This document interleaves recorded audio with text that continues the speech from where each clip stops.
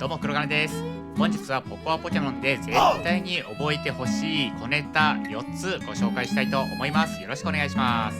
4つ目の小ネタなんですが、クリア後の要素を含みますので、ネタバレしたくないよっていう方はご視聴の際はご注意ください。さあ、まず1つ目の小ネタなんですが、道路を芝生に変える簡単な方法をご紹介したいと思います。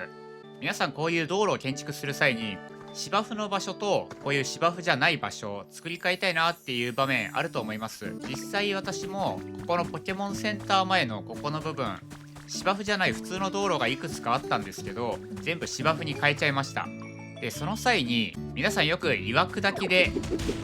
こうやって道路のブロックを壊して通常のブロックに組み替えるっていう方法をやると思うんですが、こんな感じで実は岩砕きとあとブロック組み替えせずに簡単に芝生へ変える方法がありますので、そちらをご紹介したいと思います。まず使うのは木の葉でこうやって草を生やします。こうやって普通の道路に草を生やして、で草を生やしたら居合切りの技でこの生えた草をカットします。そうすると残った場所の地面がなんと芝生に早変わりします。葉っぱも回収できます。なのでいちいちこうブロック壊してアイテムから選んでっていう手間が省けるので非常にスムーズにできます。ちなみに逆にこの芝生を普通の地面に変えたいっていう時はどうするかというと、この耕すという技でまず芝生の部分を耕します。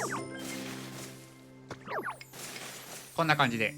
でここは少し岩砕きが必要なんですが、こうやって耕した部分をよいしょ壊して、でそうすると普通の土ができます。で回収した土をこうやってやると普通の地面に早変わり。簡単でしょ。これはね結構建築とかする時にすごく便利な技なんで、是非使ってみてください。あと先ほど木の葉を使った技ご紹介したんですが、ちょっとねここで木の葉を使った応用技を一つご紹介したいと思います。木の葉って大体の人が地面に対して使うと思うんですけど、実は壁に対しても使えるんですよ。で壁に対して使うとどうなるかというと、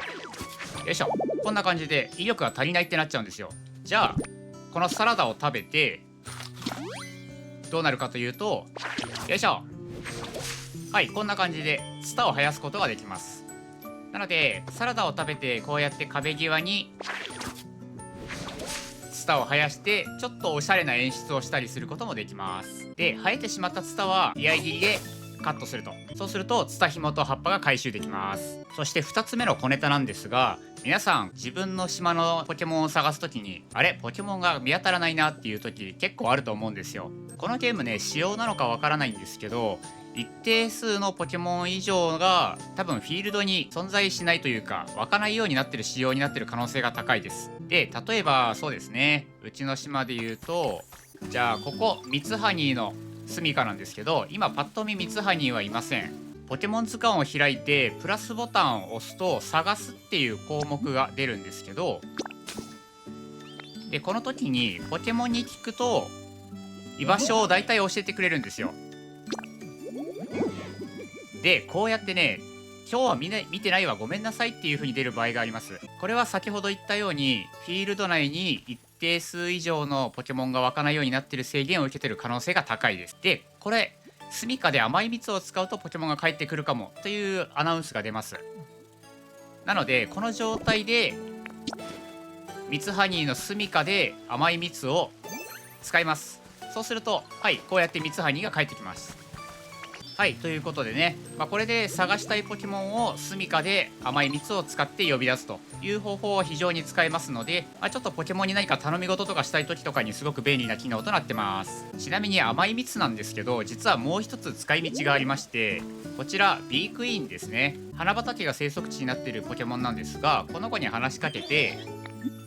この蜜持ってきたよという項目があります。でこれ選んでいただいて甘い蜜3つを渡すとこうやってランダムに家具をもらうことができます。中には結構ねレアな家具もらえたりする場合もありますので、これね1日で多分日替わりでラインナップ変わると思いますので、こちらも忘れずにやってみてください。ちなみに私今日もらったのはこちらのゴージャスなベッドをもらいました。すごいですよね。ゴージャス系の家具って結構レアなんですけど、これもらえるのめちゃめちゃでかいんですよ。すやー。ちなみに先ほどの甘い蜜なんですけど、花とかにキラキラしてるエフェクトが出てたら、そこを調べると甘い蜜を回収できますので、集めるのはそんなに苦労しないと思います。なのでこちらも日々の日課として甘い蜜回収とかするのも忘れずにお願いします。さあ、そして3つ目の小ネタなんですが、ポケモンの住処についてです。ポケセンのパソコンを調べると、こういうお部屋キットだったり、小屋のキット、あとは家のキットっていうのは売ってます。基本的にはこれを使ってポケモンの住処を作ってお引っ越しをさせるっていう方法なんですけど、ブロックを組み立てて自分で作ることもできます。今持ってるブロックですね。こちらをポンと吐き出してですね、こうやってブロックを積み重ねていって、家の壁を作ったりとか柱を作ったりっていうことができます。こういう家は一回建築しちゃうとそのままポケモンの生息地になるんですけど、自分で組み立てた場合生息地の判定はどんな感じになるかっていうのをちょっと検証していきたいと思います。こんな感じで、例えばそうだな、生活スペースとか一応壁とドアの判定が必要になるらしいんで、試しにこの 3×3 のマスで判定になるか。これは判定にならないですね。じゃあ続きまして 4×4 だとどうか。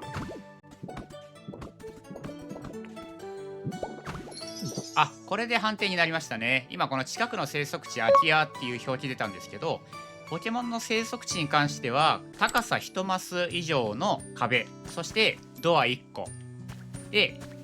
横縦ともに 4×4 が最低必要なラインとなります。でちなみにこのちっちゃいスペースでも左上見てもらうと分かるんですけど、ポケモン4体住まわせることができるので、かなり小スペースで建築することもできます。なかなか地形とかをねいじるのめんどくさくて、そんなに大きい建築物とか建てるのも大変だなっていう方とかは、こういう小スペース建築するのも一つ手かなと思います。ちなみに生息地の判定はこんな感じなんですけど、このブロックを積み上げる時にですね、こうやって真正面に向けて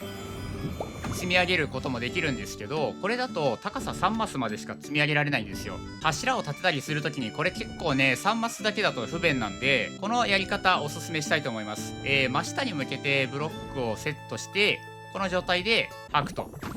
こんな感じで、そうするとメタモンが勝手に上に移動してくれるんで、際限なくどんどん上に積み上げることができます。こんな感じで。ただもちろんね、壊す時は曰くだけが必要になるんで、こんな感じでパンパンパーンと地道に壊していきますが、真下に向けてボタン入力しっぱなしでいいんで、これすごくね楽です。さあ、そして4つ目の小ネタなんですが、ここから先はクリア後の要素を含みますので、ネタバレしたくないよっていう方はここで離脱をしてください。ではご紹介したいと思います。クリア後にあるイベントをこなすと、このレンジ浮遊という技が解放されます。でこれを使うとコイルに変身します。でこの状態でなんと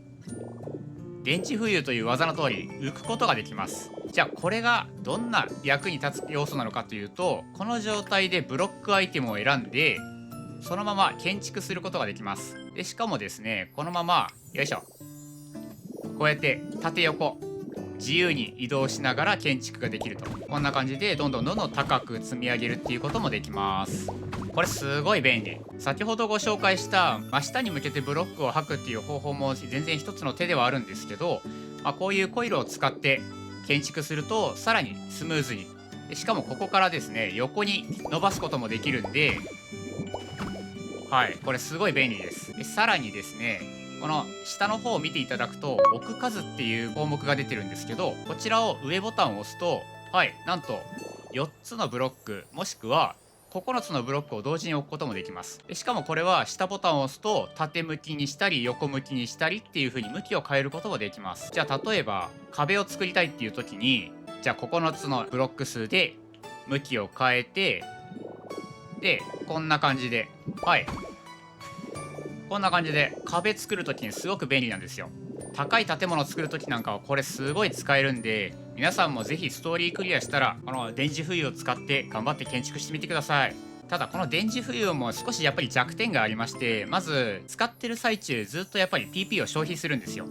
あと壊す時はまとめて壊すっていう項目がないんで、一個一個こうやって地道に壊すしかないのが少し難点ではありますが、やっぱり建築する時の手間っていうのは格段に減りますので、これはすごくいい機能だと思います。でしかもこれ壊したものが地面に落ちずにそのままポケットに入るので、また次の建築がスムーズにできます。なので普通に岩砕きでブロック壊すよりも全然これ楽です。ちなみにこんな感じでブロック浮かせた状態で残すこともできるんで、建築場所困るなっていう時にこうやって浮かせたブロックで土台を作って浮いた建築物っていうのを作ることもできるんで、結構ねアイディアがこう溢れてて止まらないんですよね。本当にちょっとこのコイルの電磁浮遊を使った建築物とかもいずれご紹介したいなと思います。はい、ということでいかがでしたでしょうか。かなり今回はね使える小ネタをご紹介したつもりなんですけど、もしこういう小ネタも紹介してほしいとか、あとこれどうなんだろうっていう疑問とかあればコメント欄で教えていただければできる範囲でお答えしていきたいと思いますし、あと動画にできる部分は動画にしたいと思いますので、よかったらぜひコメントの方お願いします。いやこれすごい便利、この電磁浮遊。さあそれでは今回の動画以上となります。ご視聴いただきましてありがとうございました。ぜひチャンネル登録と高評価、コメントの方よろしくお願いします。僕はポケモンの動画今頑張って作ってますので、よかったらまた見てください。それではまた次回の動画でお会いしましょう。さようなら。